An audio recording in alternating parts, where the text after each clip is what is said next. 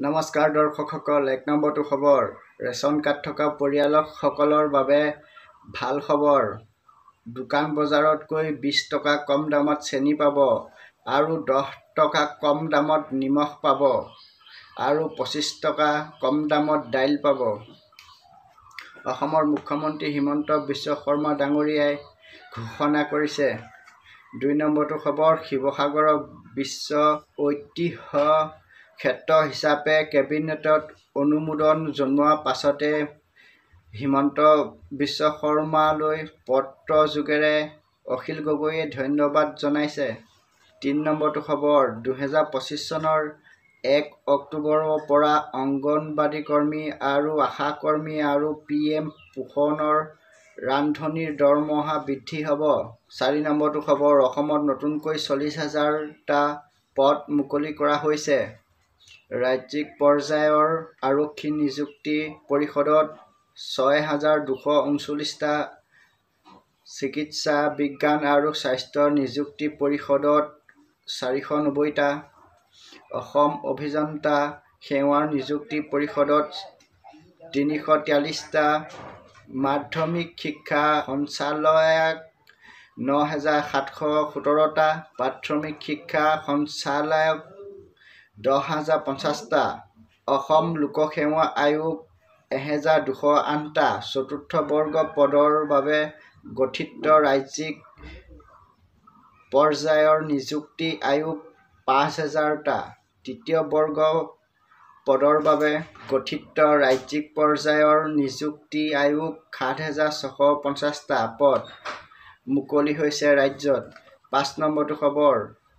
অৰুণোদয় আঁচনিৰ টকা পোৱা হিতাধিকাৰীসকলৰ বাবে ডাঙৰ খবৰ। ২০২৬ বৰ্ষৰ ফেব্ৰুৱাৰী মাহত অৰুণোদয় আঁচনিৰ টকা ৫,০০০কৈ পাব আৰু হিতাধিকাৰীৰ সংখ্যা বৃদ্ধি হ'বগৈ ৩৭ লাখ। মুখ্যমন্ত্ৰী হিমন্ত বিশ্ব শৰ্মা ডাঙৰ ঘোষণা। ৬ নম্বৰটো খবৰ। বাজেটত ডাঙৰ সিদ্ধান্ত হিমন্ত বিশ্ব শৰ্মাৰ। জীৱন প্ৰেৰণা আঁচনিৰ জৰিয়তে ছাত্ৰ-ছাত্ৰীসকলক প্ৰতি মাহে মাহে ২৫০০ টকাকৈ দিব। আহি থকা অক্টোবৰ মাহৰ পৰা আৰম্ভ হ'ব এই আঁচনি। ৭ নম্বৰটো খবৰ। যোৱা ৰাতি কলিয়াবৰ ৰাষ্ট্ৰীয় ঘাইপথত দ্ৰুতবেগী ট্ৰাকে মহতিয়াই নিলে ৬খনকৈ দোকান। ৮ নম্বৰটো খবৰ।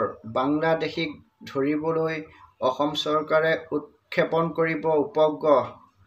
বাংলাদেশী দেখিলেই চিধা উপগ্ৰহটোৱে চৰকাৰক জনাব।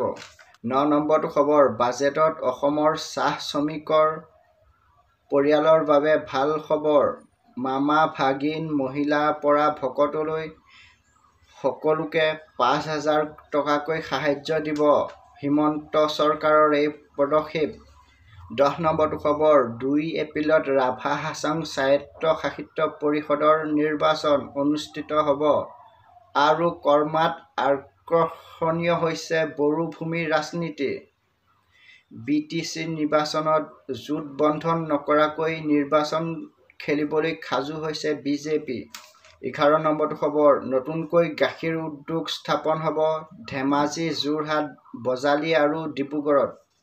১২ নম্বৰটো খবৰ। জুবিন গাৰ্গৰ সৈতে কণ্ঠশিল্পী মৰ্মিতা মিত্ৰ কিছু সময় কথা-বতৰাত মিলিত হয়। ১৩ নম্বৰটো খবৰ। এইবাৰ ৰাছিয়াৰ লক্ষ্য ইউৰোপ। ইউক্ৰেইনৰ পাছতে ইউৰোপত ভয়ংকৰ পৰিস্থিতি হ'বলৈ পাৰে। ১৪ নম্বৰটো খবৰ। নতুন ৰূপ পাইছে মহাপুৰুষ শ্ৰী শ্ৰী মাধৱদেৱৰ জন্মস্থানত। ১৫ নম্বৰটো খবৰ। অহা ১৫ মাৰ্চত চৰকাৰী শিক্ষা অনুষ্ঠান, স্কুল-কলেজ আৰু চৰকাৰী সকলো কাৰ্যালয় বন্ধ থাকিব। প্ৰশাসনে বন্ধ ঘোষণা কৰিছে ফাকুৱাৰ উপলক্ষে। ১৬ নম্বৰটো খবৰ। ট্ৰেক্টৰত ছিটবেল্ট নিপিন্ধাৰ বাবে চালান কাটিলে পৰিবহণ বিভাগে। এই আজব কাণ্ড এইখন অসমতে। ১৭ নম্বৰটো খবৰ।